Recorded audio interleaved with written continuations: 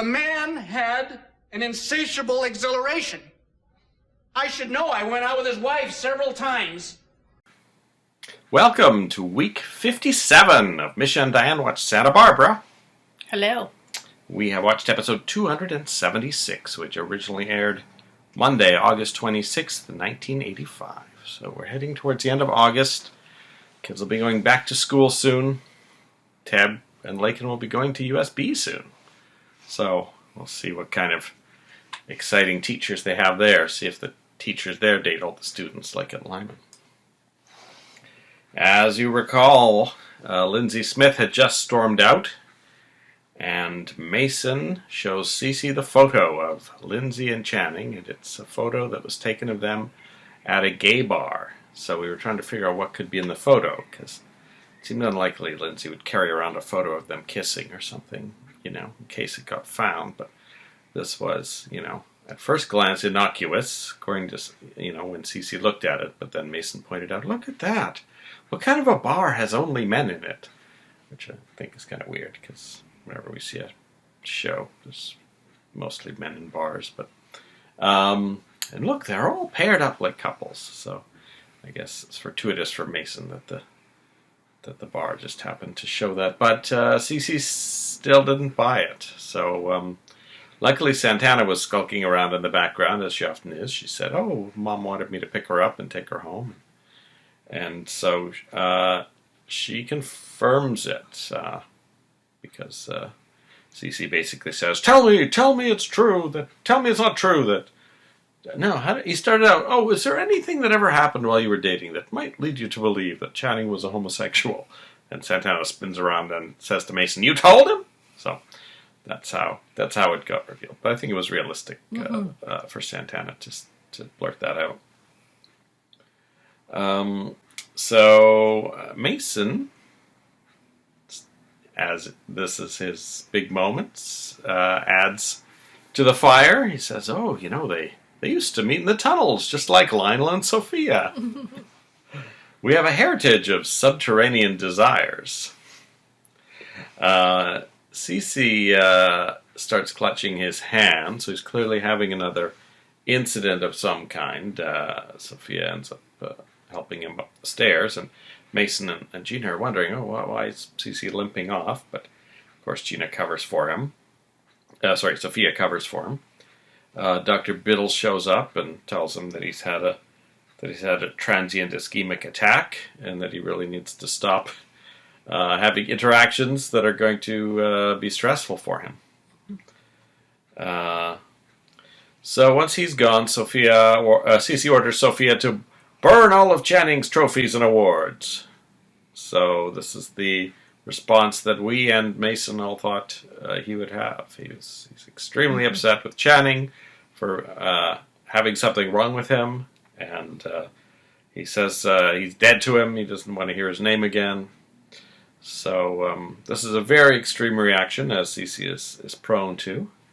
But the surprising thing is how quickly Sophia manages to turn him around within the space of a couple of scenes. She comes back with a box of trophies, and then says, well, Cece's talking about how he loved how much better, at sports Channing was than him, and that he was impressed by all those things, and now to find that he was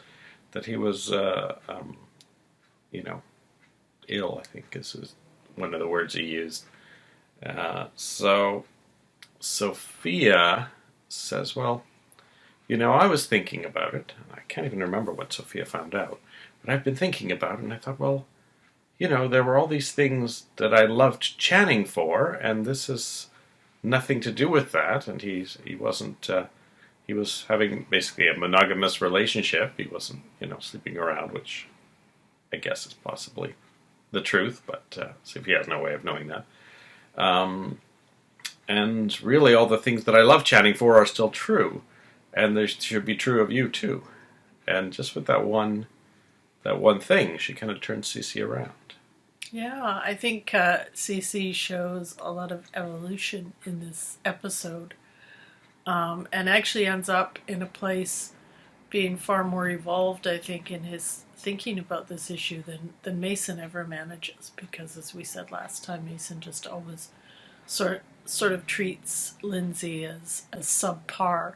Mm-hmm. And I really believe that if the episode had turned out with Lindsay forgetting his coat or something and having to come back, I think Cece would have treated him with some respect, actually. So I think it was very positive. And I think as we mentioned at the end of the last podcast, the fact that this came from Mason probably really didn't have the full impact it might have had if Cece had initially learned this from Channing's former lover, and the fact that Mason has to keep kind of explaining it and and interpreting the photo for him. He really belabors the point a lot, and he does get it across, and he does get the little explosion he was looking for. But I think that the fact that it went through that process also really helped Sophia make the case to Cece at the end. What I found really interesting is that Sophia threw in one line about, and maybe it wasn't his choice to be like this. Yeah. But it's interesting that it was just one line. I mean, it was only 36 years ago, but it seems like, at least with just going by this episode, they were very reticent to have any of the characters accept homosexuality as being a normal thing. And you'd think Sophia, her stepson is a psychiatrist. You'd think that she might have said, Marcello and I had discussions about this, and bring up things, but I guess the world was still so drastically different 35 years ago. Maybe the network had some rules about, we don't want to alienate half our viewers, so don't have anyone in any way come out in favor of this. Yeah. That's what I'm wondering. But I mean, there's characterization too, and you have to make the characters believable too. It's interesting that it was just such a small single sentence or even half sentence in that whole discussion. And then it was just like not even talked about. It was more like, well, we're loving Channing for his positive traits, and they don't try to accept homosexuality at all as a thing in itself. Well, I think it is worth remembering, though, that at that time,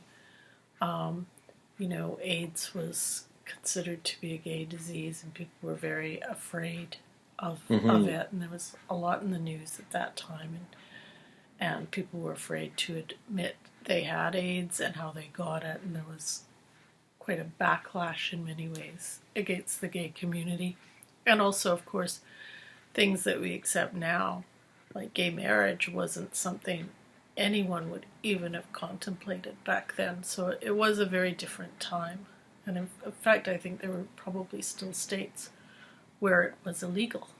So, just yesterday Lindsay said, I'm married now, or the day before, and the implication was, I'm not gay anymore, and so I don't want this ruining my life. This comes out, and that may actually be an in-story, sensible reason why we never see Lindsay again.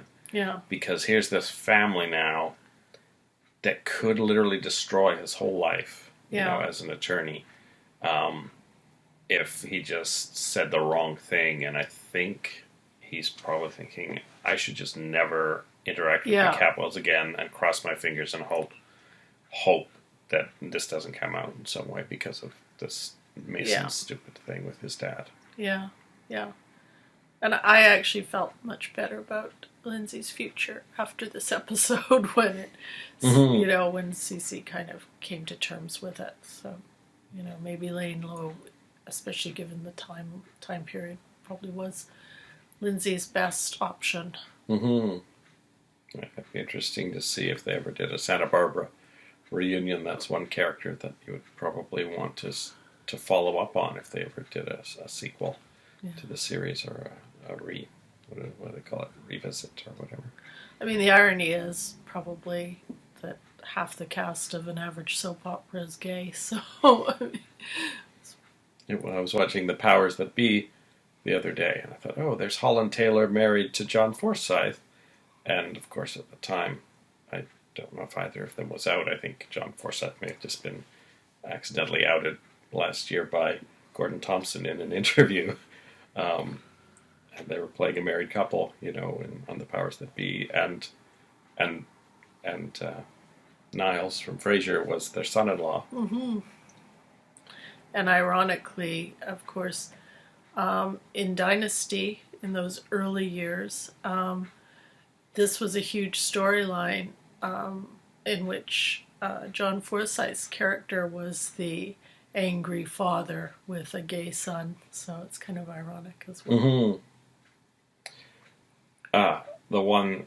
The one thing now, I think, is it's like gone extremely in the other way, and that everyone is accepting of gay characters on the soaps, and to the extent that it's maybe not 100% realistic in the other way. Yeah. Because when Will came out on Days of Our Lives, his 80-something-year-old Greek grandfather was like, "Oh, that's great." I'm like, Yeah. is that really what an 80-year-old Greek man would Midwest, say 10 seconds after finding that out about his grandson, I think? So, I'm not entirely sure that's a realistic portrayal either. So. Yeah. So when Mason comes back later to gloat, he is horrified to find that Cece is going ahead with his plans to name a university after Channing. Yeah. So this is a plot line I hadn't remembered at all from my initial, viewing 35 years ago. The Channing University, it's not ringing any bells in my head. So we'll see where that goes. Christy phones Ted from the Bassett house. At least we think it's the Bassett house. I feel like it was, because she said, "Oh, this is the last place they'll look for." It feels like the Bassett house, but yet the door was on the other side from where I remember it was last time. So maybe there's a back door. I mean, a lot of houses just have a big living room, and the front door and the back door are in the same room. At least the houses in the town I grew up in were like that.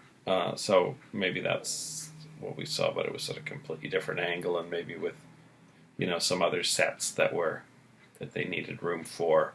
They didn't rebuild the whole house in the same location, and they needed to rejig where the cameras were and things, so they cheated it a bit and stuck the same furnishings and put the door in a different area. So she tells Ted his dad should maybe hire a bodyguard for him because his life is in danger. And Ted says, "Is it from the person who raped you?" And she confirms that it is. Later, when thinking about the conversation, Ted says, "Oh, I heard a train in the background, but I didn't hear any announcements or anything, so I don't think she was at a train station." So presumably he's going to remember that there was a train running past the Bassett house. And I don't remember if that was talked about way back when in the episode, or if it's now just going to be retconned as being near a train track. Probably not going to go back and rewatch that to confirm. But presumably that's what will happen. However, the next thing he does is says, "Oh, we should tell Steve that we've heard from Christy." So I don't think... I'm wondering if both Steve and Ted and Lakin will both end up going to the same place, based on Ted's remembering the train sound. And I don't know. Steve had the gun, and I'm just thinking that gun's, I guess it's Chekhov's gun. Yeah. It's someone's going to get shot. So if everyone ends up, maybe Marion, Mason, and Ted and Lakin and Steve all end up racing up to the Bassett house. No one actually even knows where Theta is right now. I don't know. I'm thinking something could happen.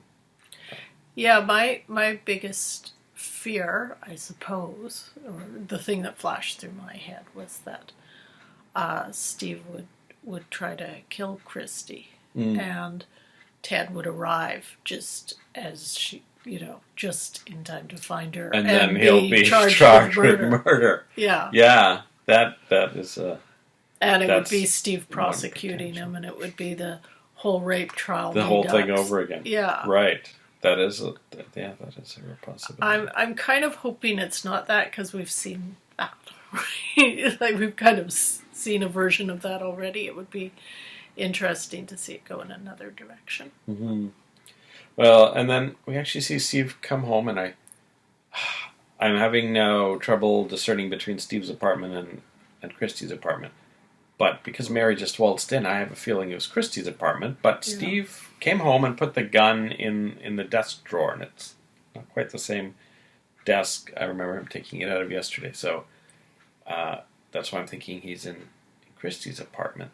But he's putting his gun away, and even though we know Christie's okay because, she's been at the Bassett house, Steve did leave for quite a few hours with the gun. And now he's putting it away like he doesn't need it anymore. So, and also that scene of Christie, in that phone booth yesterday and then running from something. So I think there are things that may have happened that we're not aware of yet. Mm-hmm. It feels that way anyway, but maybe it was just an unfortunate sequence of things in the writing. Maybe the gun wasn't used during that time, but the purpose of it was to introduce the gun to us, knowing that Steve has it, and then maybe tomorrow we'll see him grab it again, and maybe that was the whole point of showing it a couple of times, so that we're, introduced to the fact that Steve has a gun for some of these theories we've already talked about. Yeah, and there's also that little bit of perhaps foreshadowing, perhaps a red herring, where Christie warns Ted that he may be the one in danger. So that whole thing is a possibility as well. Mm-hmm. And then there's also always a chance of Lakin being an innocent bystander as well. Yeah. But it was also interesting, I think, after Steve did put away the gun, where he went on a big rant against Christie and saying he didn't... To Mary. Yeah. So that didn't impress Mary very much. Mm-hmm. Yet another little brick in the wall of, her building a more complete picture of Steve, I think. And, he ends his rant by saying, all of our family's problems can be traced back to Christie, which really Mary didn't understand that logic at all. No. It's quite obviously they had a lot of problems, around Christie and Mary's dad dying, and Theta's drinking, and of course Steve Bassett's father apparently being very abusive. Mm-hmm. So those things alone, and maybe some other stuff we don't know about as well. Lionel is watching a VHS tape of Sophia from many years ago, doing a screen test. And Augusta comes home to find it playing. And she said, "Oh, you kept this souvenir, eh? Well, Sophia kept something of yours too." And he said, "Well, I had this transferred from a film, actually, and I'm going to give it to Cece as a gift to cheer him up in his final days." And he's busy writing Cece a letter saying, hope this will bring you some happiness whenever you watch it. And he signs the note from a friend. So when Cece gets it, at first he thinks it's from Sophia, and she says no. They don't actually know the source of it, but Cece watches it, and he seems to enjoy it, and he says to Sophia, "I'm going to watch this when I can't be with you." Which, if you've only got a few days left to live, you'd think they'd just hang out together all the time. But yeah. Augusta then has gotten dressed up because she's going to the Orient Express, just in case someone still didn't know the party was cancelled. Because Lionel says, "Oh, I'm not going. I thought we cancelled that." And she says, "Well, it was short notice. I have no idea if everyone got the message." So she goes there, and she actually does run into the first person who is not aware of the cancellation, which is Frank Armstead, who is busy rehearsing his eulogy that Lionel has written for him. So she is actually kind of, I think, distracted by some other things that she spots I think when she sees Gina, maybe. So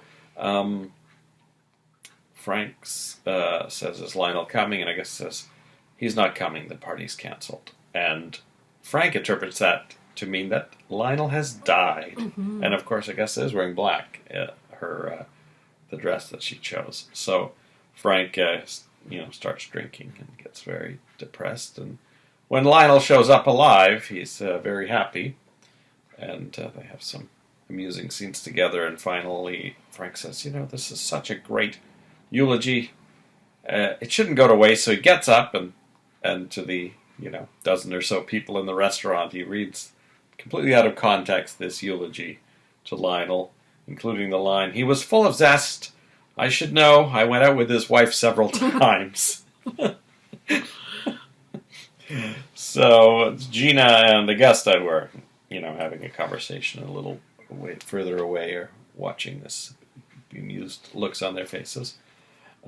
So Gina mentions to Augusta that Cece has disowned Channing, and Augusta assumes that somehow the truth has come out, mm-hmm. and she then spills the beans that Channing is Lionel's son, as part of a statement, condemning Sophia, as you imagine Augusta would. And it's only when Gina is confused that she realizes Gina was talking about something else. So she pushes Gina a little bit to reveal, because I guess she figures she's spilled a big secret. She wants something in return. And Gina tells Augusta that Channing was gay. So Augusta mentions how that must have really annoyed Cece. And Gina's first thought is to use this information to try to get Brandon away from Cece. But of course, Augusta thinks she wants to keep it under wraps a little bit. And she quickly says, well, blood is thicker than water, or in this case gold, and you're going to cut yourself and Brandon off from all the Capwell money. And that Gina actually just stops for a second when she thinks about that. And I think Augusta has talked her into not saying anything, at least right now, to anyone about the secret. But now that the secret has gone one degree further from the Lockridges, I think we're one step closer to Cece finding out. Yeah, I have to say I really kind of liked this mean girl scheming between Augusta and Gina. It's a nice pairing. Kind of a neat combination. And I think just the course of the conversation, it does kind of echo what we've talked about here, which is that as shocking to Cece as the revelation of Channing's homosexuality is, I think really the much more seismic reveal will be the one about Channing's parentage. And I think that one will be the one that really blows things up, especially when it comes to his relationship with Sophia. So I can see a lot of drama there. And of course, once Mason gets a hold of this will be another shot for him to really get his revenge. Mm-hmm. And you just know, with Gina knowing the secret, that Mason's going to find out sooner or later. And that may be the thing that pushes Cece into his big stroke. So yeah, I really like the conversation between Gina and Augusta. At one point, Gina says that Lionel is a much better husband than Cece. So she's complimenting Augusta for having made a better choice. And then at the end, Augusta introduces Gina to Frank, who is clearly, he's drunk. He's clearly very taken with Gina and has some fumbling response to their introduction, and he asks if she has a regular milkman. So that's kind of funny. So I'm wondering, if there'll be any future Frank-Gina scenes, or Augusta-Gina scenes. They're both I hope to see Augusta and Gina definitely having these little conversations where they're sort of conniving together. And I could see Frank maybe being used a bit by Gina for various errands, various little spy missions or whatever, potentially. She could make use of him. I guess if he's the milkman for the Capwells, too. Yeah, and we've seen that she does make use of allies as much as she can as well. So. I think Augusta and Gina would be a good pairing because they both hate Cece now. So I think this is actually a good thing because we haven't seen Augusta with any girlfriends at all. So this would be a cool team up. So hopefully that goes somewhere. Mm-hmm. And sadly, we haven't seen Minx in a while. No. But every time she's always playing bridge or something. So, but hopefully we'll see her again soon. Oh, speaking of seeing people, we were watching, was it Barnaby Jones yesterday? And Carrie Sherman was on, who we know better as Amy Perkins. And she was hanging out with gang members. Her boyfriend in this episode was John Shea, who we just saw last week on something. I think he was on the Blacklist last week, but he had played Lex Luthor in Lois and Clark: The New Adventures of Superman. So that was fun to see her with extremely unrealistic-looking blonde hair. And I was like, how old is she? And she was 24 in that Barnaby Jones episode. So I think she's about 33 on Santa Barbara. So I was not expecting to see any of what I consider the younger crowd of Santa Barbara really showing up in any of these old 70s shows. I figured, because we've seen Cece and Sophia and we've seen all the CCs. A couple of other. We've seen all the CCs and Henry Darrow and of course Margarita Cordova. I think I saw him like a Gunsmoke or something a while back. So. This is the first of the younger gang we've seen. I keep thinking maybe Nick Hartley's old enough to have maybe been in some shows in the 70s, but haven't seen him yet. But we'll keep our eyes peeled. We're watching currently Police Story, Police Woman, Barnaby Jones, Voyage to the Bottom of the Sea, even. Well, we've seen A. Martin has in a few things, too. Mm-hmm. Yes, that's right. And Carrie Sherman, when I was doing my research to see what else she might have been in, is the daughter of, is it Peggy Ryan, who was Steve McGarrett's secretary on Hawaii Five-0. And she's actually in 3 Hawaii Five-0 episodes, too. One of which we've already seen, and I have no memory of whether or not I recognized her or not. She would have been 18 when that one aired, so, we're kind of partway through season, 4 of Hawaii Five-0? 4 or 5? So we're working our way through those on DVD, so we can take our time with those. The ones that are airing on MeTV, like the Barnaby Jones, we have to watch, otherwise the PVR will get too full. So the DVDs are taking secondary priority on our watch list. But we will keep you posted on random spottings of Santa Barbara actors.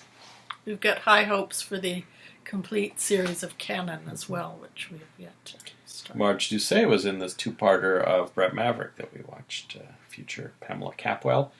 And I believe she will be in the episode we watch tomorrow, which will be the series finale of Brett Maverick. So then we'll probably see her in a Barnaby Jones the week after. All right, I think that's all the exciting news. We are the world's only long-form, 1/4 vaccinated Santa Barbara podcast. So we will see you when we watch episode 277 of Santa Barbara. See you then. Bye-bye.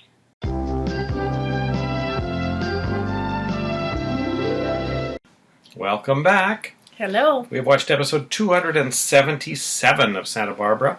Originally aired Tuesday, August 27th, 1985. And over the weekend, we finished our long Maverick watch. It started with Maverick and then moved on to Young Maverick and the New Maverick. And we finally finished Brett Maverick.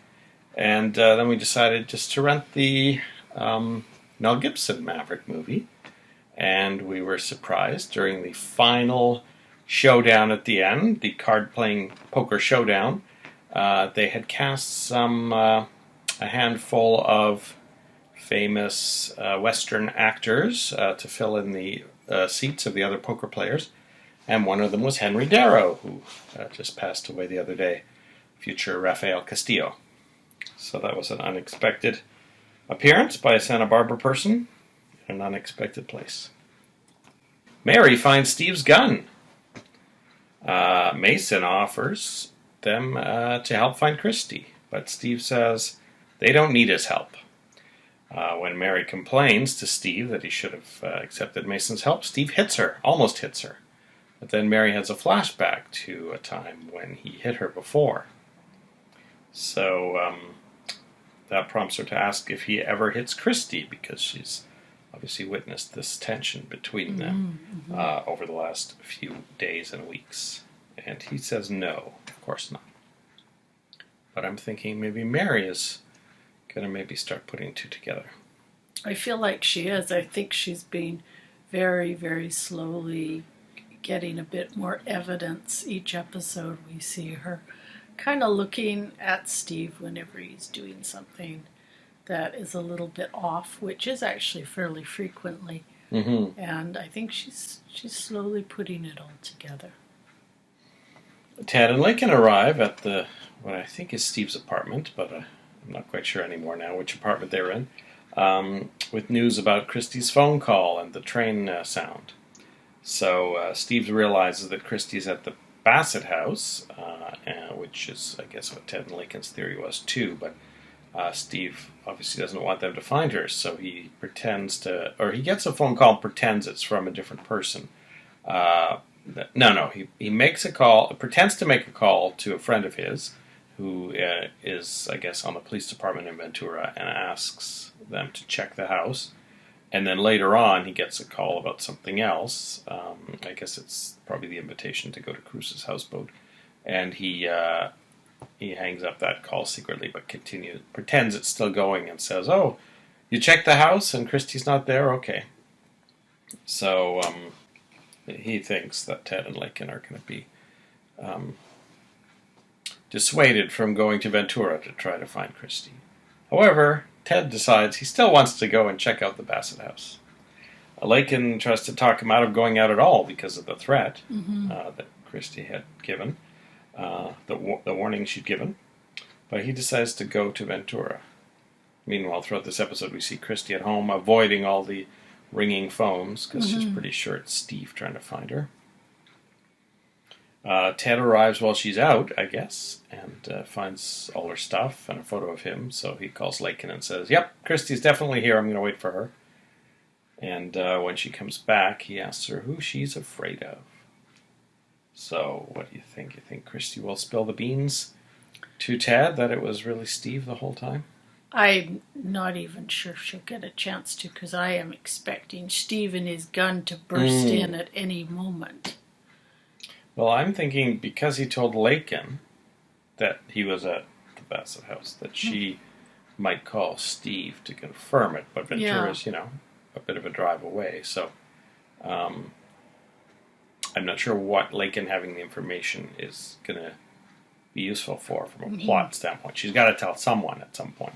So if not Steve, then maybe it's, Mason or Mary or something, and then a third carload of people is going to start heading to Ventura with Steve, in the middle group and Ted already there. So, yeah, and what will happen, I don't know. We've got Steve, assume Steve's on his way there with a gun. Mary knows he's got a gun. If she figures something out, then she might realize that Steve will try to hurt Christy or Ted, so that could cause Mary to want to run up there. Maybe she'll run into Mason at a good time and they'll race up there together to save Ted or whatever. Yeah, I think what would be the sort of ideal sort of plot development to make all that happen would be for Mary and Mason to somehow talk to Lincoln, because Lincoln knows that Christy has warned Ted that someone is going to try to kill him, and she knows that Ted has found Christy at the Duval house, or Bassett house. I don't know if it's a Duval or a Bassett house, but in Ventura. Yeah, I somehow think this is going to bring Mary and Mason, give them an excuse to be together in a car for a while, but maybe not. Maybe it's Warren who comes home, and Warren and Lincoln come riding to the rescue. I don't know. Yeah. Cruz wakes up to find Eden painting his houseboat, and she says she's changed her mind about moving in, so she just wants to spruce it up. she's painting it red, Mm-hmm. which, you know, is not a color you just paint someone's room red. You know, that's one that Mm-hmm. it's a bold color. The ceiling, I believe, Yeah. when he woke up because a drip of paint landed on his face. So, you know, he says, oh, I guess, you know, this is the sort of stuff we talked about and give and take. So what, you know, I guess you probably want me to do something in exchange for you moving in here. And she says, well, I'd like you to quit your job, which is quite excessive. And he says he'd rather live at the Capwells. And she then agrees. And he thinks, wait a minute, did I just get bamboozled by Eden into moving into the Capwells without actually giving anything up? So he starts to tell her how he can't move into the mansion, and then she kind of breaks down and starts to tell him about Cece being sick. Ken Goodwin, a character I do not remember at all, acting district attorney, visits Cruz to get his full side of the story of the new evidence about the shirt. He then calls Steve, which is that phone call Steve got earlier. He invites Steve to Cruz's houseboat, and when he gets there, he tells him that he should have waited for the shirt investigation, that Tony says that he would have stopped the trial there and then if that information had come along. And he also indicates that he thinks that Steve knew that Ted was innocent the whole time, and or for some of the time, and still proceeded with the trial. And the end result is that he fires Steve Bassett. So we now have an acting district attorney, hierarchy-wise, no assistant district attorney. Mason needs a job. And Julia might need a job. Yeah. Someone might be, I don't know if district attorney is appointed by the mayor or if they need to run. So there may be an election, and so we may have several characters. We'd throw Lindsay into that mix if we didn't know that Lindsay's not coming back. But yeah. I guess Tony Patterson could also recover too, and there won't be any need for a new DA. Well, and we've got Jack. There's Jack. He's more of a corporate type. But a lawyer. He's a potential lawyer also. I mean, it wouldn't really be his style, and but it's a possibility. Mm-hmm. Yeah, we've got no dearth of lawyers on this show.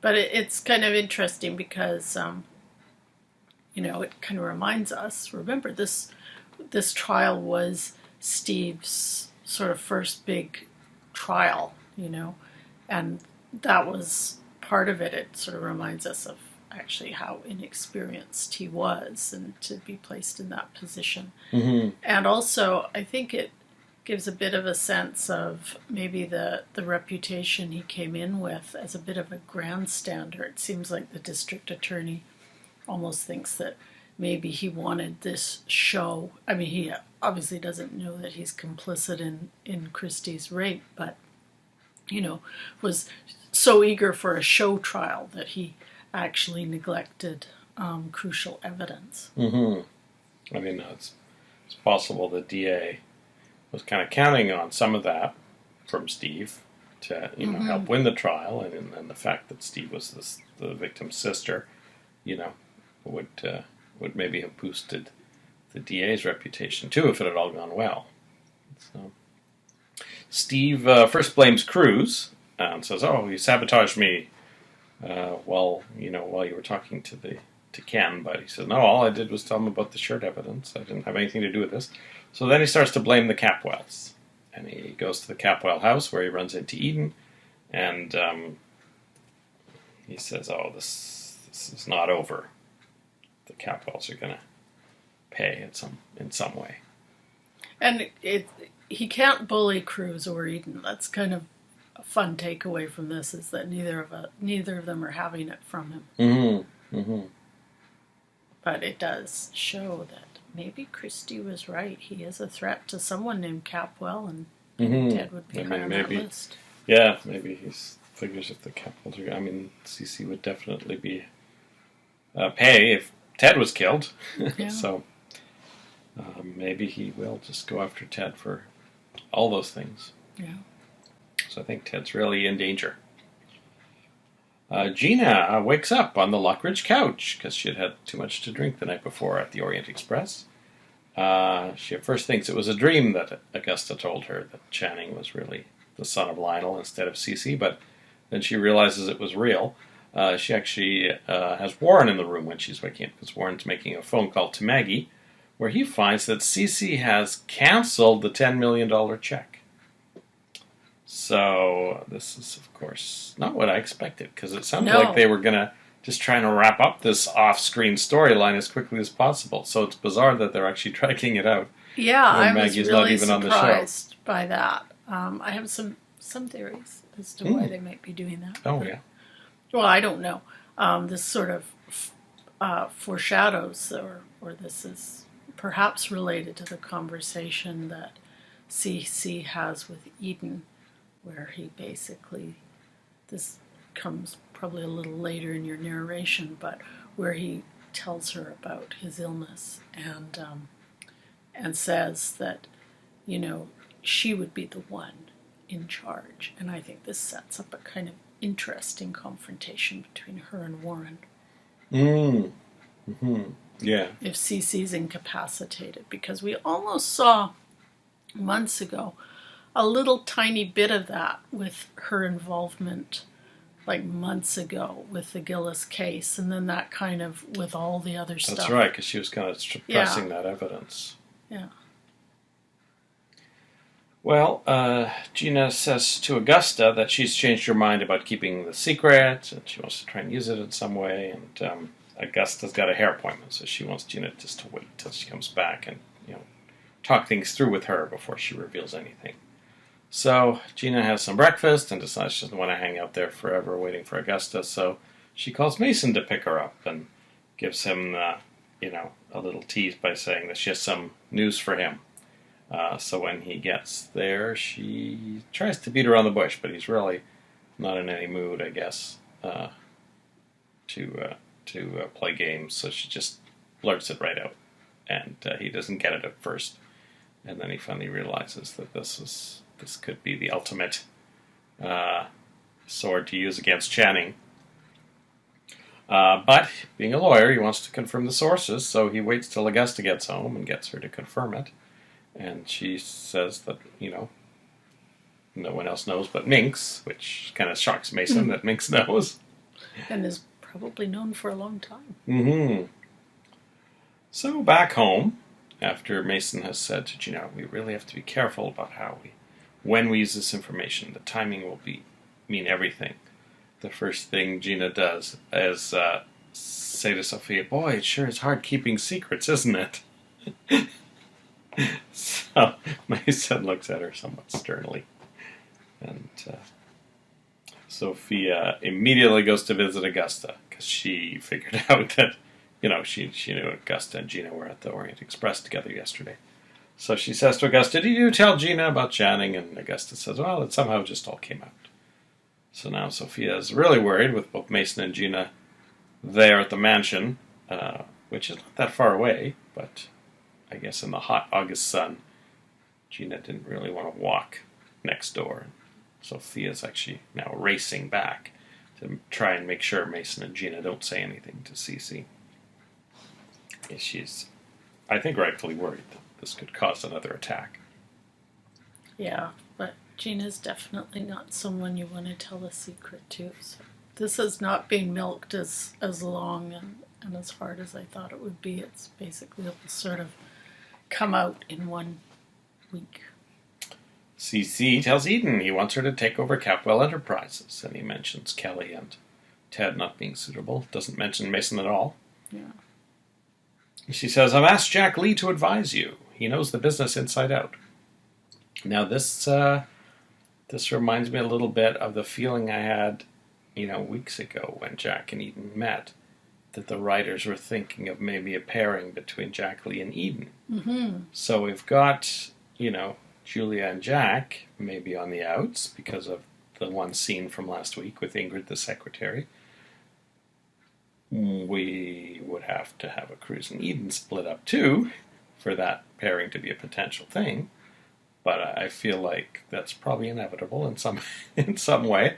Last time, Cruz did something that caused Eden to break up with him. So I think this time Eden will do something that will cause Cruz to break up with her.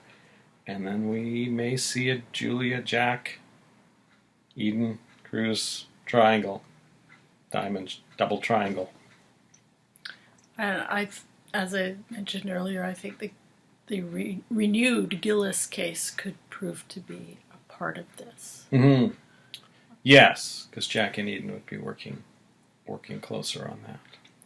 And Warren is fighting against them. Remember, he's got a newspaper, so that is something that is, that's a megaphone. Mm-hmm. Mm-hmm. And I'm not sure it would sit well with Cruz to have Eden fighting a settlement for some guy who, through Capwell maneuvering, got injured and is now being denied his settlement. Yeah, because I think Cruz was kind of friendly with Warren and Maggie at one point. Well, Yeah. Maggie's a police officer, right? So he knows Maggie quite well. So, yeah, I think that maybe that could be the thing that causes Cruz to bail on the engagement, and then there'd be a potential for,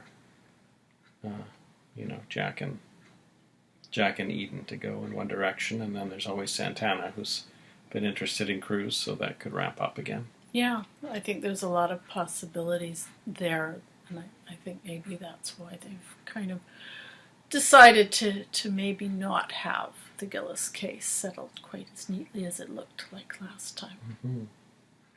Be interesting to see whether this is actually going to be drawn out or wrapped up quickly somehow. Yeah. With Maggie actually not on screen. Yeah, that's the other thing. Or if it'll kind of snowball off into another place and maybe we'll hear about it just as a reference later. I mean, who knows? So Warren comes to confront Cece about the bounced check, and Cece says that Mason used questionable tactics, and Cece says he's decided that he's willing to just drag it out in court for 10 years if he has to. So Warren ends up, I didn't have this in my notes, but I remember it happening. Warren says he's going to just use his own money to send to Maggie so the bank can have the operation. So I think, I don't know if, probably not going to cost the full $10 million for the operation, but I guess Warren has some funds. Hopefully he won't have to sell the farmhouse. And that might actually be enough to not have Maggie come back if the operation is funded and Ben makes a recovery and they don't come back to Santa Barbara, then they're basically out, but the court case can continue and all of the little plot points that we're surmising might be... With Warren being... Yeah, can still continue in a way without them. Mm-hmm. Yeah, we will see how they do that. And what their reasoning was, we'll maybe never know. Mason arrives and asks Cece if he wants his dirty laundry aired in public. Now, I think Cece's assuming he's just talking about Morgan Malone's crippled hand. And Cece says, "There's nothing more you can do to me, Mason." And so Mason tells Cece to sit down because he has a story to tell him about the two people you love the most. So, Sophia and Channing. So, will Sophia make it across that barbed wire fence in time to stop Mason from spilling the beans to Cece? And where's Kelly? Where's Kelly? Yes, I thought she would come in this episode and say, "Oh, that was great. That was a great party that I was actually at with Nick the whole time." So that is it for episode 277. And we will be back after we watch episode 278 of Santa Barbara. See you then. Bye-bye.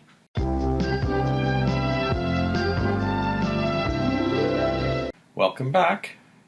Hello. We've finished episode 278 of Santa Barbara, originally aired Wednesday, August 28th, 1985.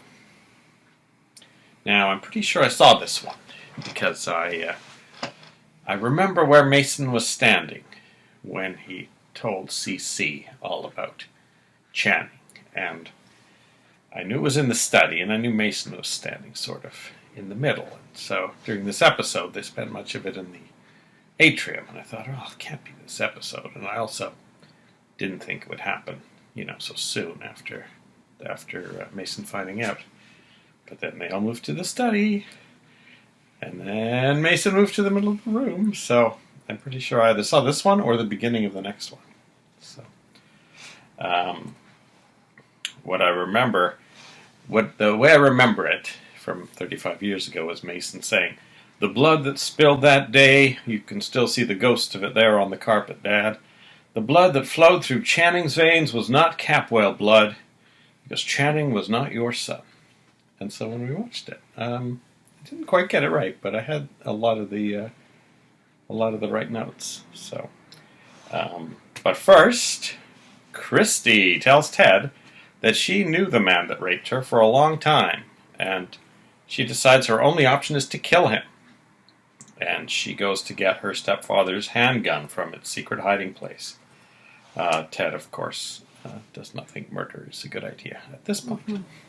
We'll see what he thinks in the next episode. Gina tells Kelly that she's taking Brandon away for a few days. And Kelly says, "Does Daddy know?" So we finally see Kelly again. Yes. She's been looking for a book for Nick in the study, which is where she and Gina are. They have a bit of an argument over who should be able to take Brandon wherever they want. And Gina says, "I gave up my career for Cece." And Kelly says, "Your shorthand career?" Now, in Gina's defense, I was in the library one day, a few years ago, and I happened upon some really old books about how to do shorthand. And shorthand is actually amazingly difficult. Like, that was a real skill back in the 1940s or 50s. It's like having to learn a special code. So, if that's what she was doing, that's pretty impressive, although not very useful, probably even in the 1980s. Well, I don't know. I think there's probably still people that use it somewhere. Well, I'm sure people who, I think court stenographers have their own little specially made keyboards and codes they use that allow them to type so fast. Now, this is where I think I mentioned a few months ago that I didn't remember that when Gina was introduced, she was introduced as a friend of Kelly's. And this scene really drives that home, that there's no sense at all from this interaction that Kelly and Gina were ever friends, let alone that Gina, knew Kelly before any other family members. Yeah, and the other thing that struck me just about this little scene is that in some ways it's a little bit un-Kelly-like, or a slightly different side than I think perhaps we see much of Kelly, in that she's quite negative towards Gina, and we usually see Kelly being a little bit more conciliatory towards people. And I think Kelly must know that Mason slept with Gina, or Gina slept with Mason, because that would explain why she's so upset with Gina, right? Mm-hmm. But since she hasn't been around, since all these revelations were done, it's not clear to me who all in the family knows that happened. So on her way out, Gina doesn't have Brandon with her, but she goes out the front door and runs into Sophia, who's coming back from the Lockridges, and Gina realizes that Sophia knows that Augusta told her that Gina knows that Channing is not Cece's son. But Sophia then reveals that the shock could really hurt or kill Cece because he has an aneurysm at the base of his brain. And Gina is actually horrified by this. She kind of concludes that maybe that's the reason that Cece didn't want to, have sex with her when she came back, is because he was ill. So, her total attitude does a 180 at this point. Due to the illness of Joel Crothers, today the part of Jack Lee will be played by Mark Schneider. So you were right.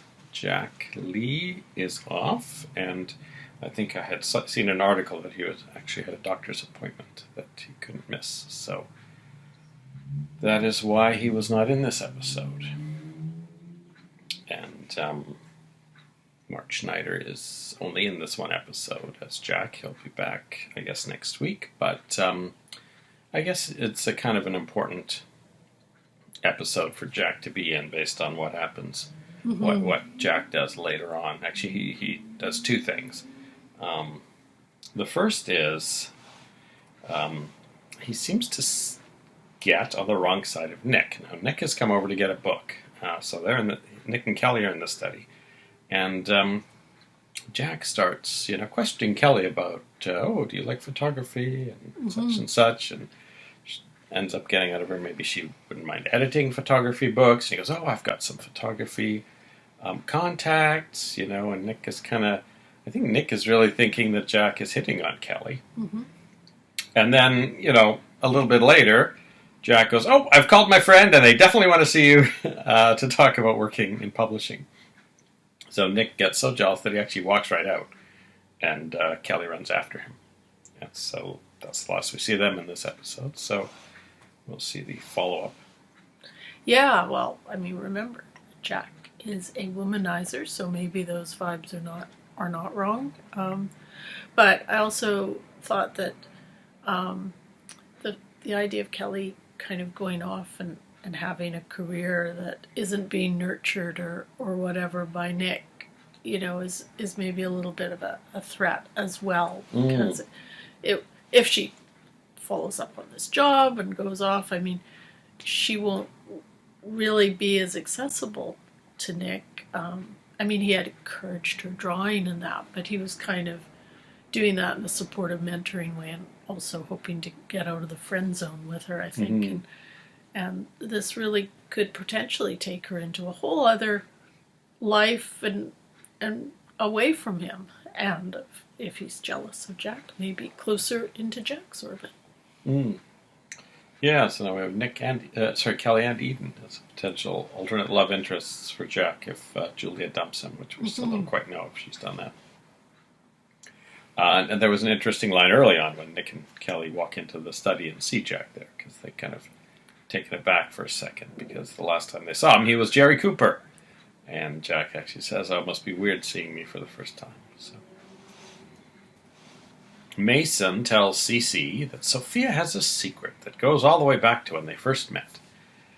And he says that Sophia intercepted letters between Cece and Pamela, and that Sophia confessed to a Catholic priest a few days before they were married. So all of this onslaught, Cece still isn't buying that Mason has anything to tell him that he could possibly want to hear, as usual.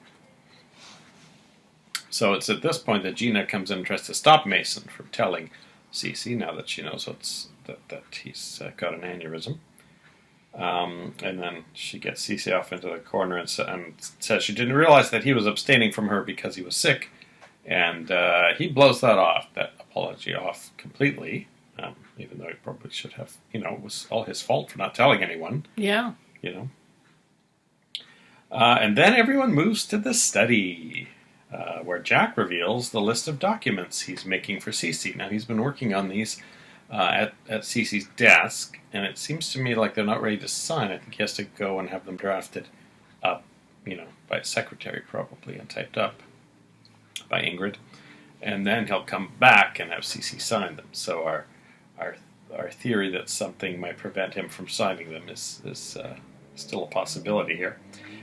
So the first thing he does is make Eden CEO of Capwell Enterprises, and then followed by Brandon when he turns 18, which I don't know if you can have that far-reaching control over a company 10 years after you've died, but,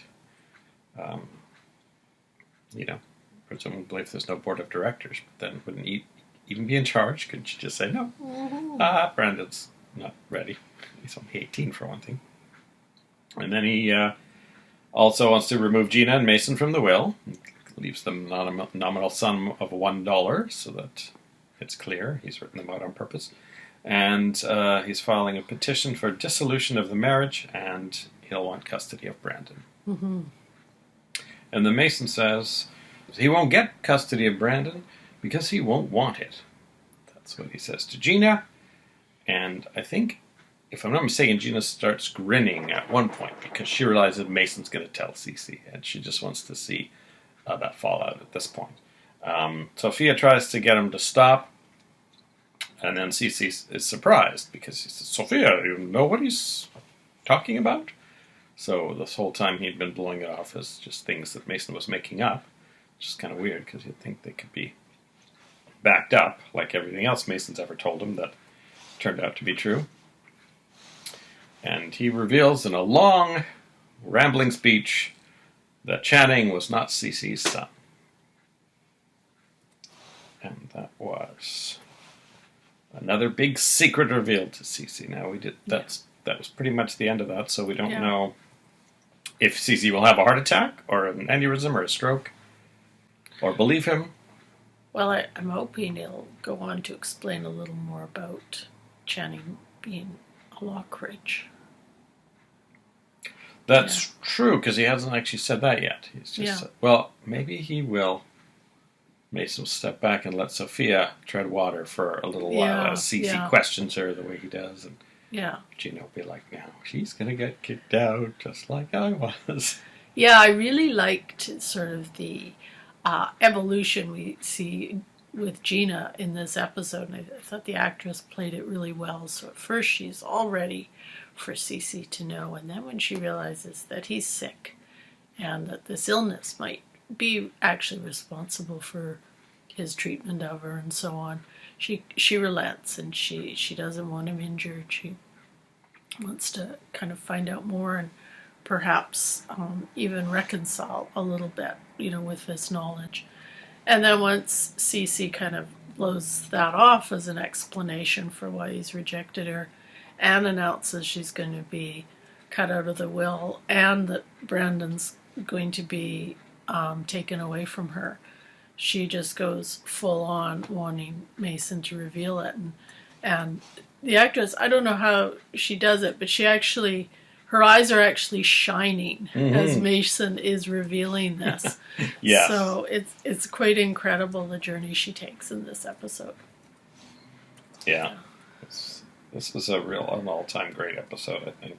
This reveal. Yeah. And I may or may not have seen it, but I either saw this one or the next one, or both. We have that to look forward to in the upcoming Thursday episode. So it's not a Friday episode yet. Maybe there'll be maybe Cece will have a long tirade for 2 episodes before he succumbs to something. I don't know. Well, something's got to happen before Jack gets back with the papers. Oh, yeah. I strongly suspect there'll be the usual CC thing of, you're lying, I don't believe it. And then turning to Sophia and saying, tell them it's not true, and she'll be... He'll probably go to Augusta to get her to confirm it, and maybe even to Minx. It's possible.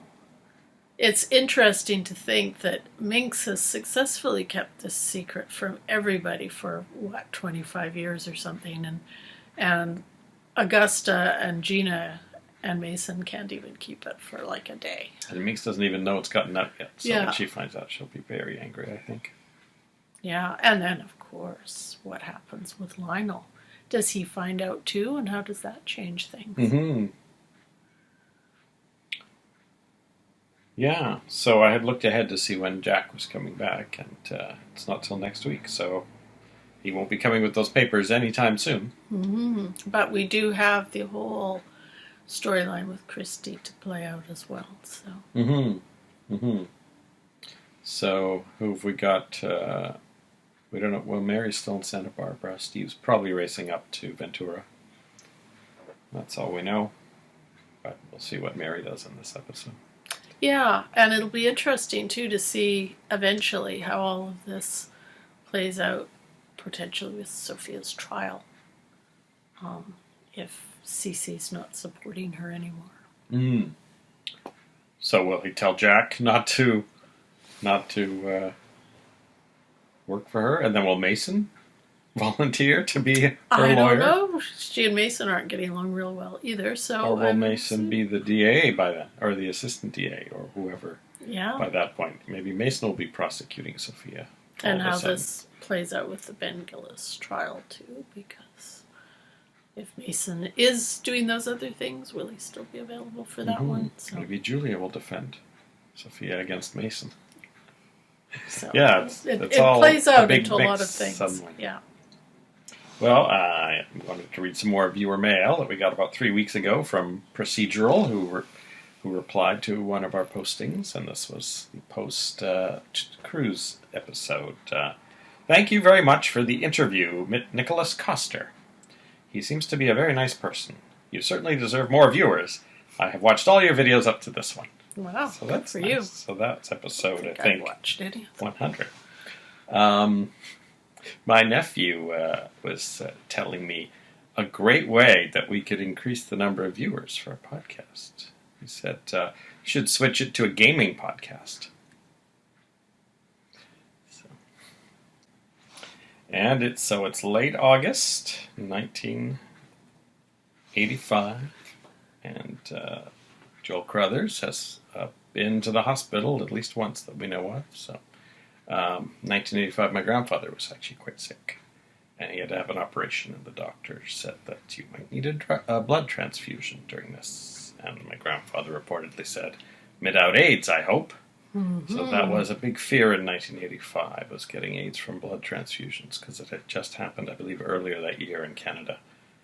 Someone had gotten AIDS from a blood transfusion. So, well, I remember being in hospital myself in the spring of 1983, and they didn't even have a name for this mysterious disease, but there were 4 people at that point that had come down with it. And I remember, because I was a kid, I remember the mothers in the unit sort of standing around the television watching this latest update on this mysterious disease.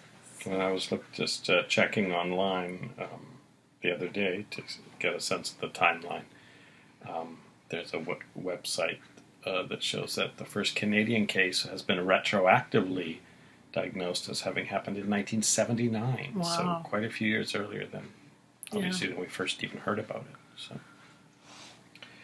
So that is the world of 1985 that we are currently living in as we go back and rewatch Santa Barbara. So we will be back after we have watched episode 279. We'll see you then. Bye-bye. I did everything I could for your father. I gave up my career. I gave him all my time. What career? Your shorthand?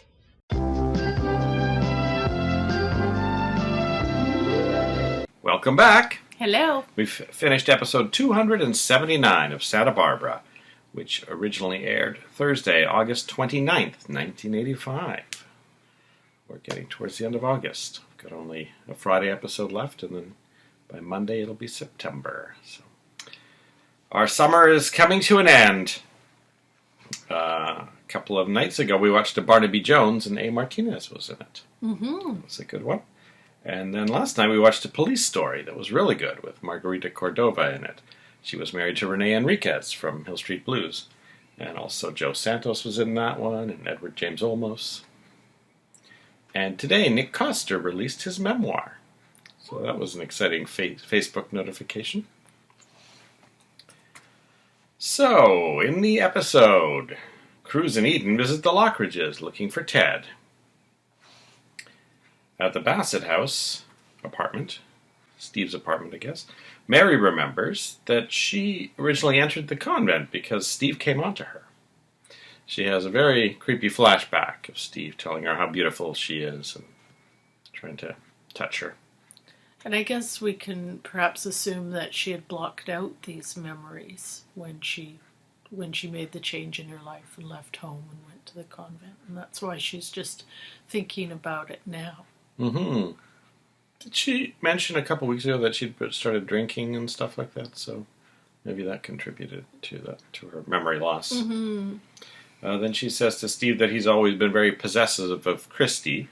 And Steve says that, oh, well, if she'd been staying with me, she never would have met the Capwells and Lockridges, and she never would have been raped. Mm-hmm. And then Mary says, you don't still think Ted did it? And of course I did. She just got confused by all those shirts.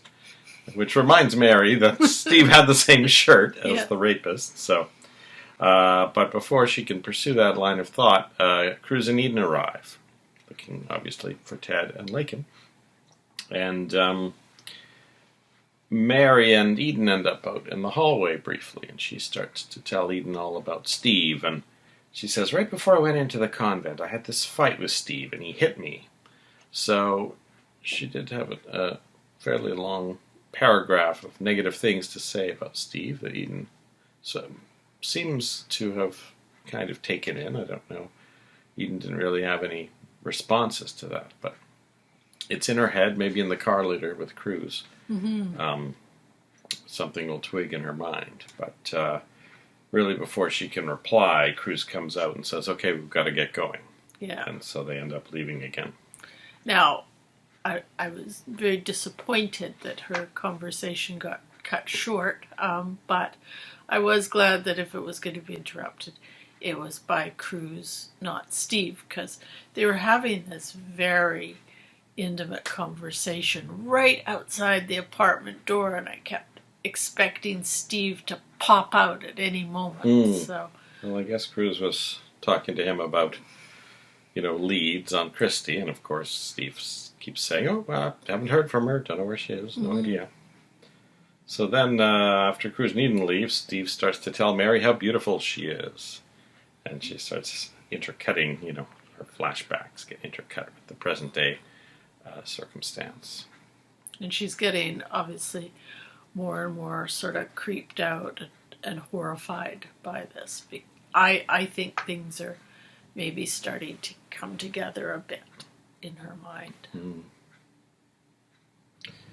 Meanwhile, of course, the big revelation has just happened at the Capwell house. And Sophia asks Gina to call the doctor because she knows that Cece's not going to react well to having learned that Channing was not his son. But when Gina gets out to the phone by the stairs, she says, that, why should I make a phone call for him, And so she instead decides to just call Augusta and tell her that Mason told Cece the secret. So this, I think, is like a turning point in the character of Gina. Really, I think this is now the Gina we're going to see troubling the Capwells for many years, because she's actively now doing something against Cece that could very well kill him. So I think this was the point where Gina became the Gina that we all remember from those classic NBC promos. If Gina wasn't so bad, Santa Barbara wouldn't be so good. On Santa Barbara, Gina wouldn't be so good if she wasn't so bad. Well, it did occur to me, too, that, this totally feeds into that, but maybe in the back of her mind, apart from pure spite, is the thought that if she can get him to bump off before he disinherits Brandon, that would be, not such a bad thing either. So back in the study, no matter how much prompting he gets from Mason, it takes Cece a heck of a long time to figure out that Lionel was Channing's father. And it does take a long time when you consider that so much of this story has been about this grand affair between Sophia and Lionel, and she and Lionel were involved right up to the point where she met Cece. So. I mean, he is having a stroke the whole time because Yes. he's grabbing his arm the whole time, just like Tony Patterson was in court last week. But he says to her, who were you sleeping with? Like as if he had no idea. So Gina returns, pretending to have called the doctor.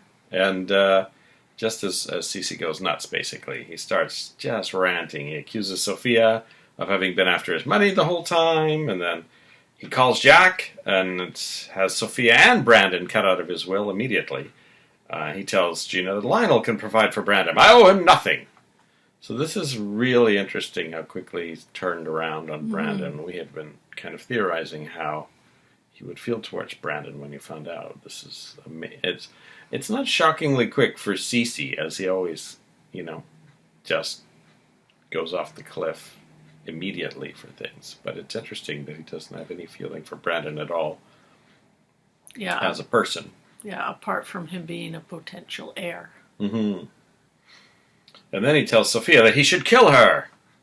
And then rambles about how they should have killed Lionel instead of Channing. So I think, he's in the process of having a stroke. So some of his ramblings are probably a result of what's going on with him. Then he makes them leave, and he has the use of one arm at this point, but he gets his pill bottle open and takes a pill.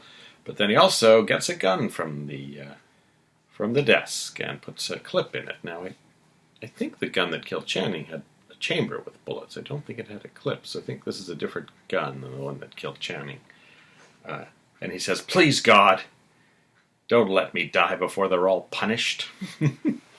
This is one of the great all-time prayers in history. So perhaps Cece thinks God is on his side in the battle against. It's not a prayer of contrition or humility or any of that sort of thing.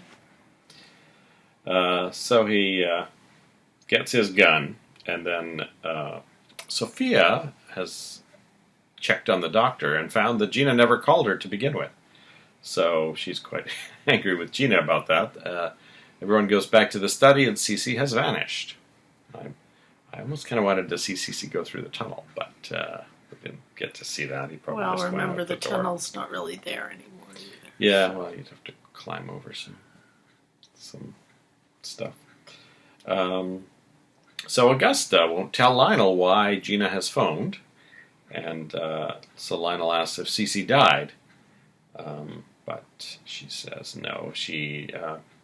She actually wants to leave town immediately. I think she is worried that Cece will come and do something to Lionel, just like that time he showed up with the whip. So she suggests they go to Tahiti, and Lionel's all for it, and they start packing. And while Augusta is packing upstairs, Lionel's looking at some books, and the phone rings, and it's Sophia. But this whole time, Breeze has been barking really loudly outside, and he's barking so loud that Lionel can't make out what Sophia is saying on the phone. And then suddenly, C.C. Capwell bursts through the door, and he's got his right arm behind his back, so you can't see that he has a gun. And Lionel says, "Welcome!" So I guess Breeze was barking because Cece was stomping through their backyard. That's what I assume. And you're right, it's very reminiscent of that episode so long ago when Cece came bursting in with a bullwhip ready to whip Lionel. So this time he's left the bullwhip behind and he's now got a gun. Mm-hmm. I mean, I guess he's thinking if he's going to die, he might as well just take out his enemies completely. I guess so. I mean, I don't think he's really thinking very clearly about anything at this point. Mm-hmm.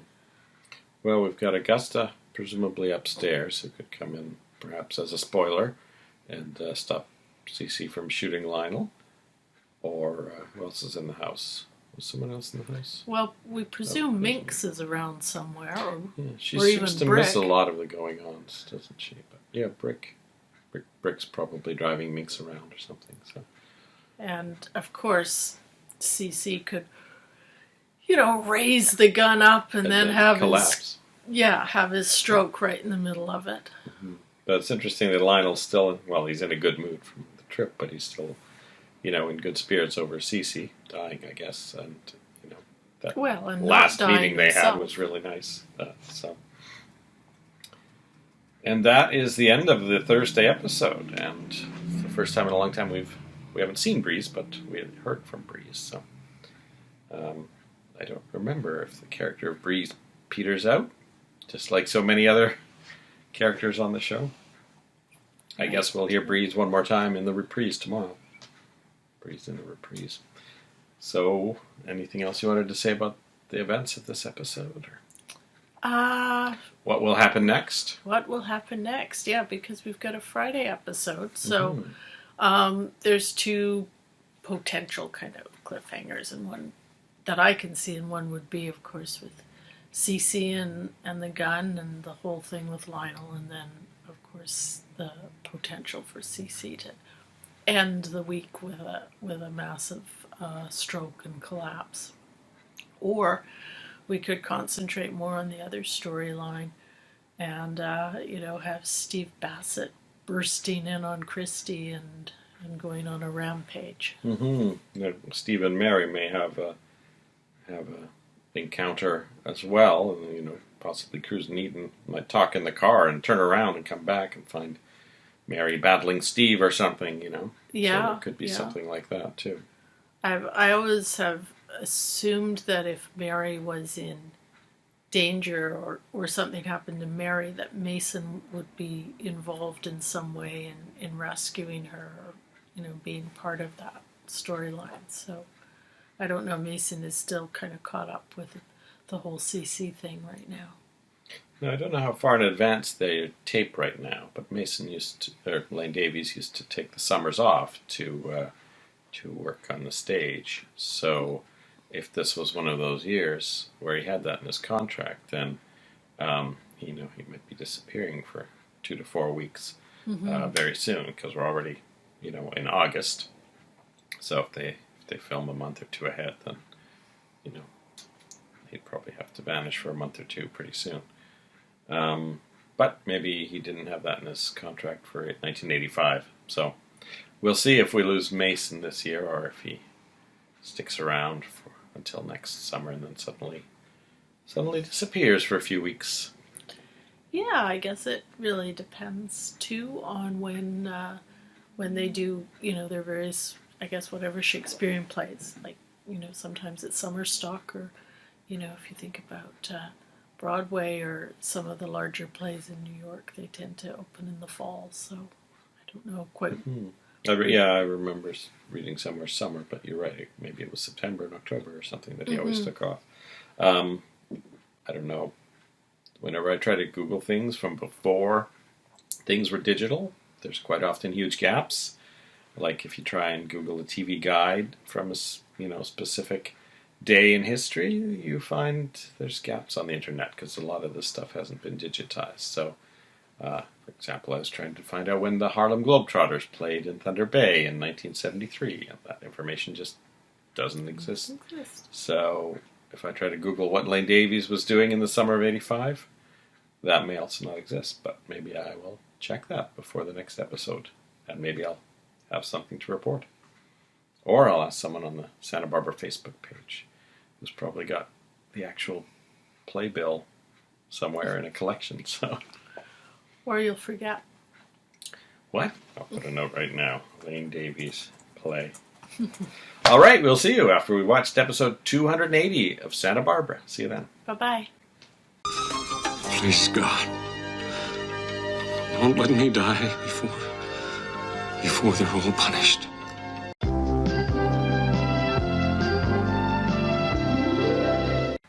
Welcome back. Hello. We finished episode 280 of Santa Barbara. Now, yesterday I said I was going to look to see if Lane Davies was going to do a play over the summer that would cause him to be gone for a few weeks.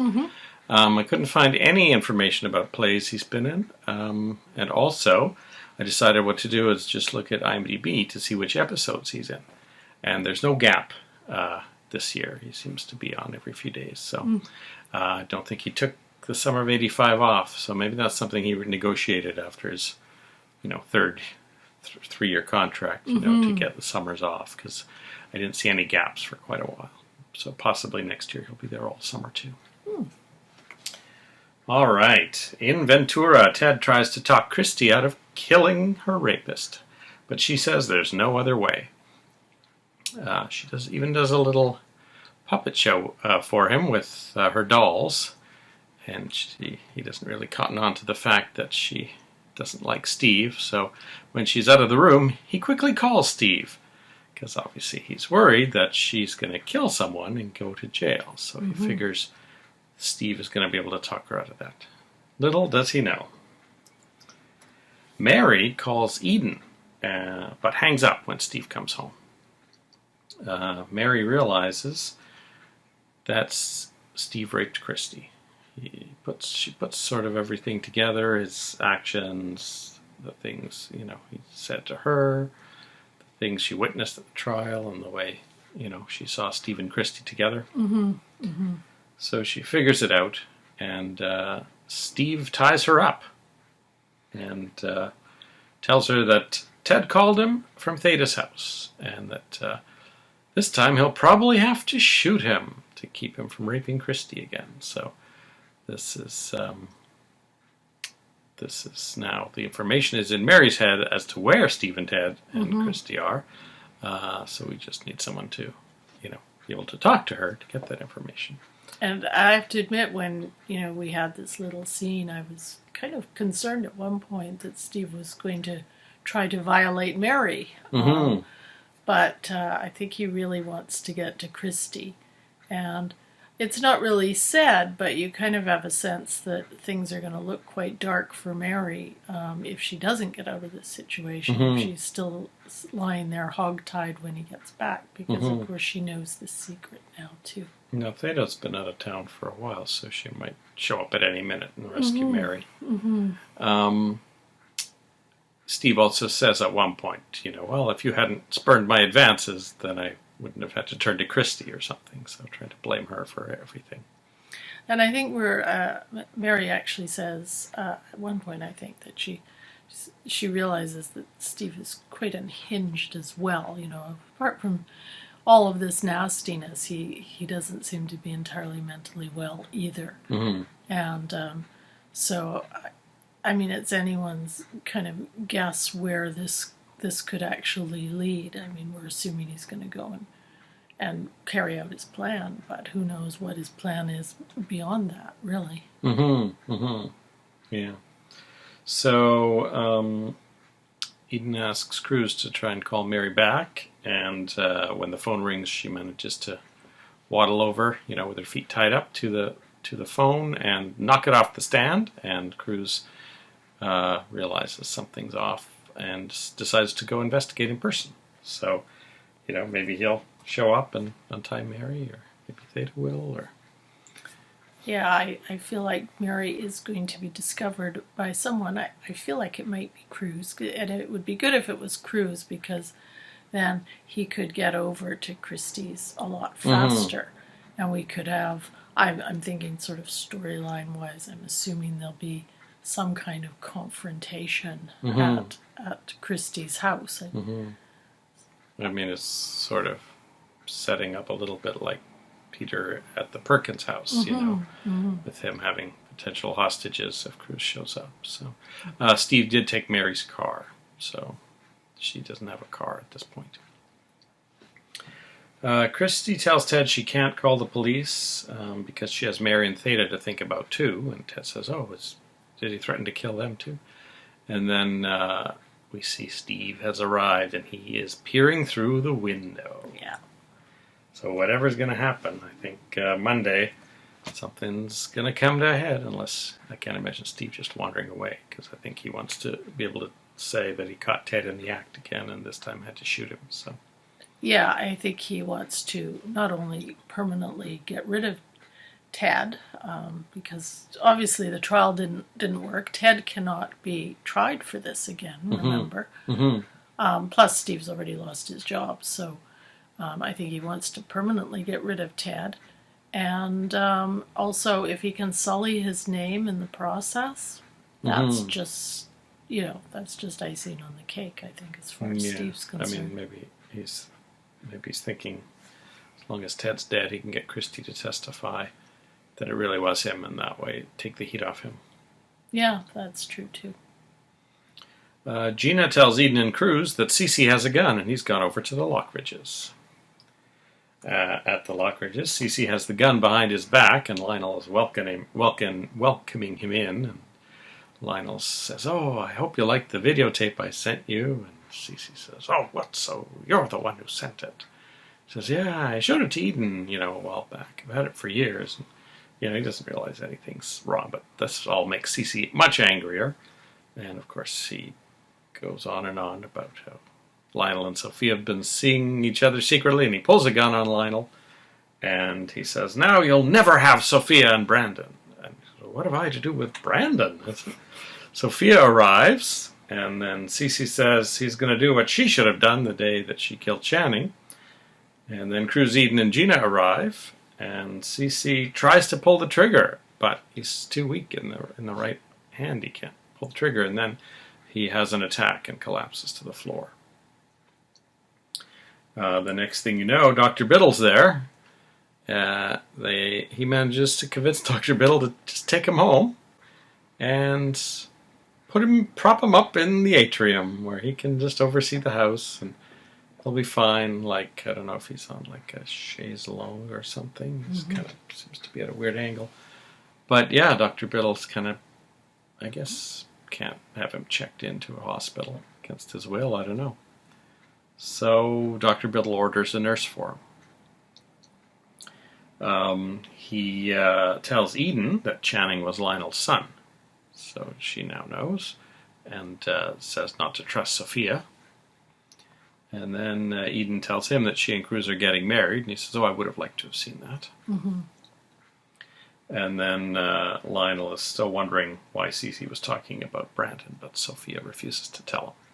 And I actually noticed that Sophia has a tendency to do this, and I've noticed it in the last few episodes. And when they were originally having the kind of confrontation in the study where Mason revealed the secret, that she keeps saying, "Oh, we don't need to talk about that. Oh, let's not." And actually, even the events around Cece's illness, there were so many times when she keeps saying, "Oh, can't you see he's not well?" But she doesn't actually tell anyone what the problem is. And we're seeing in this episode where, certainly around the secret with Brandon, she's just shutting down any actual discussion of it.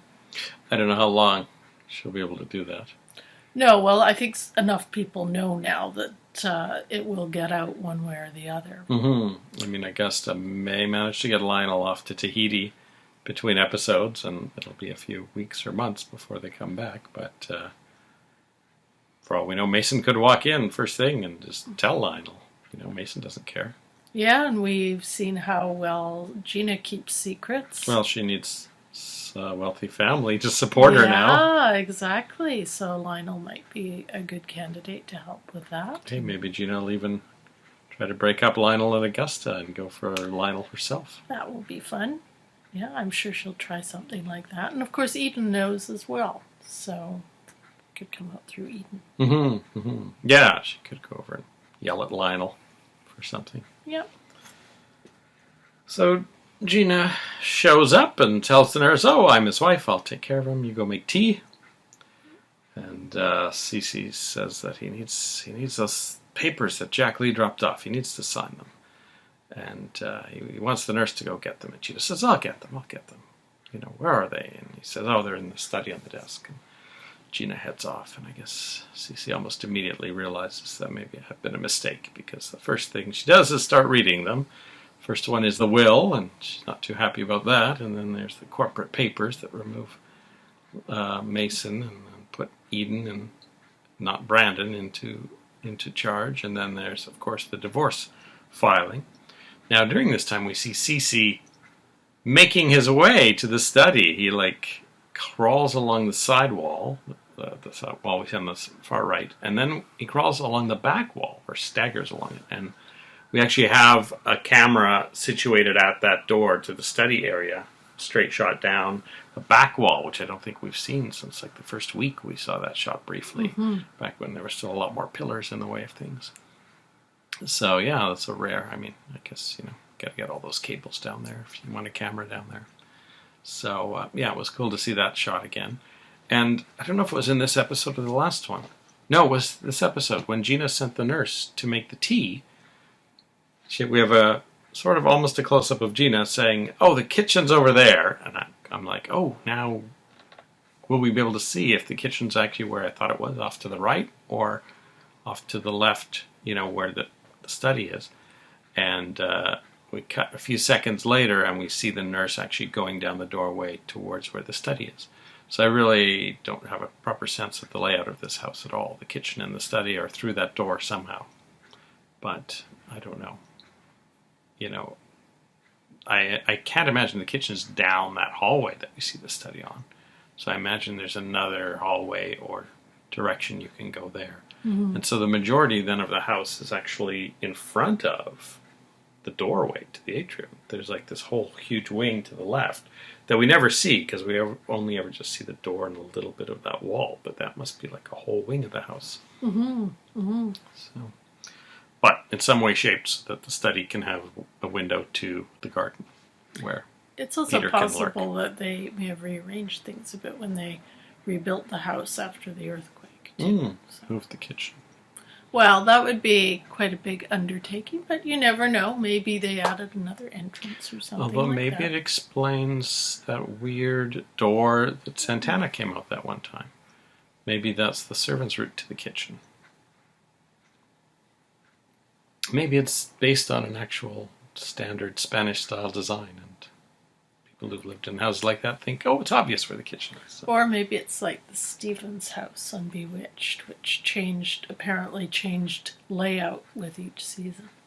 There is a great YouTube video by someone who has been posting her CGI recreations of the various TV show houses, and I think it was last year the Bewitched one was put out, the first floor and then the second floor, and just showing exactly some of the discontinuities between the exterior and the interior, and between what we see of the upstairs from downstairs, and vice versa. But it's kind of interesting. The Stevens house isn't actually hugely impossible, unlike some other sitcom houses.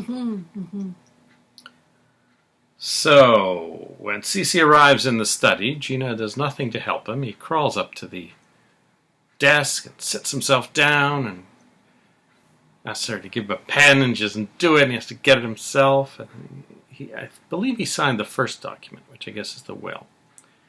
And then Gina's like either saying out loud or thinking to herself, why should I help you? And then I think when he gets to the divorce paper, she pushes it out of his way, and he reaches for it, and she pushes it right off the edge of the desk, and he goes after it, and he collapses beside the desk. So this is day 2 of this new Gina that I mentioned. That's the template for Gina for years to come. So she's now actively taunting this dying man and keeping him from ruining her life by signing that divorce. So I think if Cece loses consciousness, Gina and Eden will be fighting over who has the authority over him. And with Gina still being his wife, I think Eden will be a bit stumped. Because Eden, Eden was told to pull the plug. So I don't know if Gina might decide it's in her interest just to continue controlling the Capwell household and keep Cece in a coma or something, Yeah, I think it's a testament to perhaps whatever medication Cece was given when he collapsed at the Lockridge house, that he would even suggest to Gina that she go and get these papers that are going to disinherit her to sign. I wouldn't be surprised if those papers end up in the fireplace or something. Not that that would matter. I'm sure Jack Stanfield Lee has copies of them, but the point is they wouldn't be signed. So... Yeah, I don't know if if the first one was signed, because I feel like he did sign one, then maybe Gina would hide it to help Mason, so that Jack couldn't file that, but then it would be somewhat obvious. Like the unsigned ones, you could easily make a case for, Cece just didn't get around to signing them, right? But the missing documents would be hard to... You'd have to destroy the whole batch and say, I don't know where they are. Were they supposed to be here? I didn't see them. And this sort of ties in with a comment that we've seen by Procedural, who has once again commented on one of our podcasts. This is actually a week 26 episode that they've watched, and said, I have to say I'm very confused about the recent actions of Cece and his general behavior. I like the very early Cece portrayed by Peter Mark Richmond. Cece was an intelligent, controlled, and powerful oil company owner. You could see him being a leader and a dangerous enemy. The current Cece is nothing of that. He is a highly irrational and irritating man who alienates everyone around him and has no grasp about how things work outside his mansion. He also gets easily fooled by almost everyone. I cannot see how this man is capable of running a multi-million-dollar company by himself. He seems like a rich fool with an anger problem. I do not think that this is the fault of Charles Bateman. I actually like his performance. I guess the writer needed a CC with more emotional problems to keep things interesting. So this was, almost half a year ago already that this type of behavior was being exhibited. So, and I think, I think we talked privately about the final recast of CC and my theory that they tried to soften him a little by changing actors and bringing in someone who's intrinsically likable to play CC, so that he could do maybe some of the nastier things, but people would still love him for it. So that's my theory. We'll see when that happens. So. Well, and I guess that would be a bit of a counter to if they've been slowly hardening the Gina character, because I actually find Gina fairly sympathetic in her earlier incarnation. So that would be one perspective. I think each version of CC has been fairly different, and as I always keep saying, I would have absolutely loved to have seen what Lloyd Bochner would have done if he'd continued in the role. I have a feeling he would have been a bit more like Peter Mark Richmond. Yeah, I think so. So it's Friday, and CC has collapsed at the end of an episode. So we'll see what Gina does with those papers next week, and we'll see if CC actually regains consciousness or has to be rushed to the hospital. And if so, who gets control, Eden or Gina? And maybe Gina can do something to help Mason in the interim. Although I guess if that document is not found, then Mason's still in charge at Capwell too. And of course, we assume Cruz and Mary will be rushing up to Ventura. Yeah, and I do feel like Mason might be part of that journey, because he seems to be thrown together with Mary a lot. We didn't see any sign of him in this episode. So where he disappeared to after all of the action in the study, we don't know at this point. Didn't Mary agree to have dinner with him? Yeah, she may have. So he might be showing up at her door. I think so. It might have been a different day, but so yeah, that's a potential. We had some credits today, and there were no changes to the credits since last time, so no one's been fired yet. Nurse Baker was played by Channing Chase, and I believe she's only in this one episode. Next week, 3 actors are leaving the show. Oh my. And 1 character is being recast. Any guesses as to any of that? Well, we have seen Jack Stanfield Lee being temporarily recast. So I wouldn't be surprised if if the main actor leaves the show next week, or is recast for a little bit at some point to continue on with his storyline or wrap up his storyline, whatever they're going to do with it. That would probably be my top guess. So that would count as a leaving and a recast. So there's still 2 more leaving. Well, I think we still see Amy in the credits, so we haven't heard from her for a while. So it would be interesting if we did hear from her. I keep assuming she's not coming back from New Stalen. Maybe she'll suddenly pop up and continue on the storyline with Brick, but I feel myself that one's maybe wrapped up. So that would be another guess. I think maybe Amy will either just be removed from the credits or pop up to say goodbye. Yeah. Or have a phone call or something. Amy. All right. Any guess as to the 3rd? We haven't seen Minx for a really long time. And I know that actress is quite elderly. I would like to see her again because I really like that actress, but I am wondering if they are going to recast her at some point. Thinking maybe Minx could be leaving and then not necessarily recasted this week, but cast in the future. All right, we will see how close you come by the end of the week. And that is it for week 57. Any other predictions or thoughts about the past week or future? Well, we haven't seen Kelly for quite a while. No. So I feel like, we do have a lot going on with these various storylines.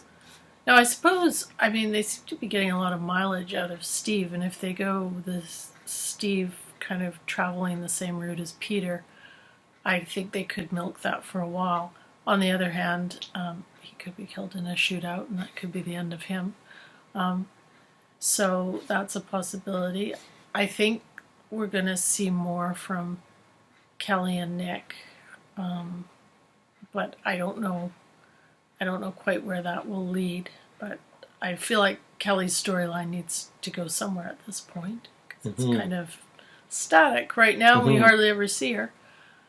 Well, this was our last August episode. Monday will be September 2nd, so I think generally the sweeps overlap the next month slightly, so this is probably, the big finale of several storylines coming up this week before things, cool off again for a couple months before the next sweep. So the Santa Barbara always seems to be exciting to me anyway. All right, well, we'll see if Kelly and Nick are even in next week's episode. And we'll see if Amy returns to say goodbye, and if Minx says goodbye, and Lionel and to go to Tahiti. Yeah, and we'll see what happens with Steve, if he will continue to be a blight on everyone's lives, or if they've decided to move on from him. All right, we will be back next week for week 58 of Misha and Diane Watch Santa Barbara. We'll see you then. Bye-bye.